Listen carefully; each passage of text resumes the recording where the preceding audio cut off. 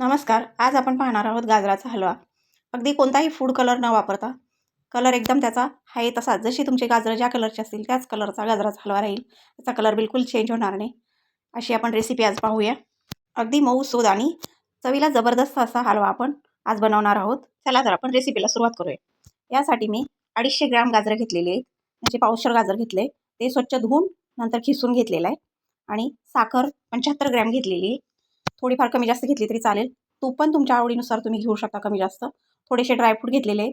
काजू, बदाम, पिस्ता आणि अंजीर एवढंच घेतलेलं आहे ह्याच्यामध्ये. या ड्रायफ्रूटचे मी बारीक तुकडे केलेले आहेत. थोडेसे जाडसर तुकडे ठेवायचे म्हणजे ते हलव्यामध्ये दिसायला छान दिसतं. हे ड्रायफ्रूट मी तळून किंवा भाजून घेतलेले नाहीत, कच्चेच आहेत. वेलदोडे 8 ते 10 आणि 1 कप दूध घेतलेलं आहे याच्यासाठी. आता आपण हलवा बनवायला सुरुवात करूया. जे खिसून घेतलेलं गाजर होतं ते कढईमध्ये घेतलं आहे आणि गॅस फुल चालू करून ते मी तूप वगैरे काही न टाकता सुरुवातीला फक्त भाजून घेणार आहे. त्याच्यातलं पाणी जे असतं ते सर्व पाणी सुकेपर्यंत हे व्यवस्थित भाजून घ्यायचं. कधी फुल गॅस ठेवायचा, कधी मीडियम करायचा. अशा पद्धतीने हे सर्व पाणी त्याच्यातलं संपलं गाजरातलं की मग वरून तूप घालायचं.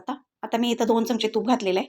तुम्ही तुमच्या आवडीनुसार कमी जास्त घालू शकता. आणि त्याचवेळी ते बारीक केलेले ड्रायफ्रूट पण मी त्याच्यामध्ये टाकलेले आहेत. आधी मी ते भाजले नव्हते किंवा तळून पण नव्हते घेतले. आता तूप घातल्यानंतर आपण 5 मिनटं हे तुपामध्ये भाजायचं आहे गाजराचा खीस.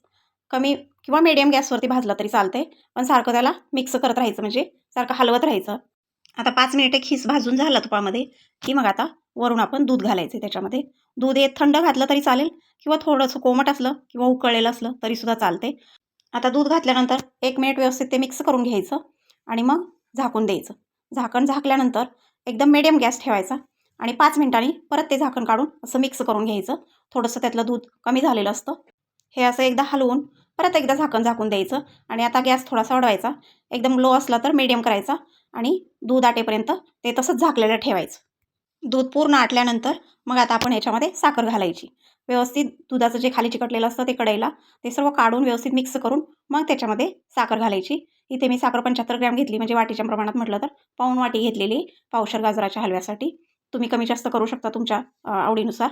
साखर टाकली की व्यवस्थित मिक्स करून घ्यायचं आणि आता इथं झाकण ठेवताना एकदम लो गॅस ठेवायचा म्हणजे कमी गॅस ठेवायचा आणि झाकण ठेवायचं. 5 मिनिटांनी परत उघडल्यानंतर हे तुम्ही पाहू शकता आता साखर वितळलेली आहे त्याच्यामध्ये आणि ते एकदम ओलसर झालेलं आहे. हे असं व्यवस्थित मिक्स करून घ्यायचं आणि झाकण ठेवून द्यायचं. असं 2-2 मिनिटांनी सारखं उघडून थोडंसं मिक्स करायचं आणि झाकायचं. त्याचं पाणी पूर्ण आटेपर्यंत हे असं करायचं. आता तुम्ही पाहू शकता हलव्याचा कलर तुम्हाला किती डार्क दिसतोय. ज्यावेळी आपण दूध ओतलं होतं त्यावेळेस त्याचा कलर कसा होता आणि आता हे नंतर साखर घातल्यानंतर त्याचा कलर कसा झालेला आहे. हे असं सर्व साखरेचं पाणी कमी झालं की मग आपण त्याच्यामध्ये वेलदोड्याची पूड घालायची. सगळ्यात शेवटी घालायची. आता अगदी थोडंसं पाणी राहिलेलं आहे त्याच्यामध्ये साखरेचं तयार झालेलं आणि आता असंच न झाकता ते सर्व पाणी आहे ते आटेपर्यंत मिक्स करत राहायचं. तुम्ही पाहू शकता किती छान कलर दिसतोय. हे अशा पद्धतीने हलवा बनवला तर त्याचा हलव्याचा रंग खूप छान राहतो आणि कितीही दिवस ठेवला तरी त्याचा कलर चेंज होत नाही. हे तुम्ही पाहू शकता व्हिडिओमध्ये. अगदी पावशेर गाजराचाच हलवा बनवलेला आहे, पण दिसायला जितका सुरेख आहे तितकाच चवीला पण छान आहे तो. तुम्ही एकदा नक्की बनवून बघा. रेसिपी एकदम सोपी आहे.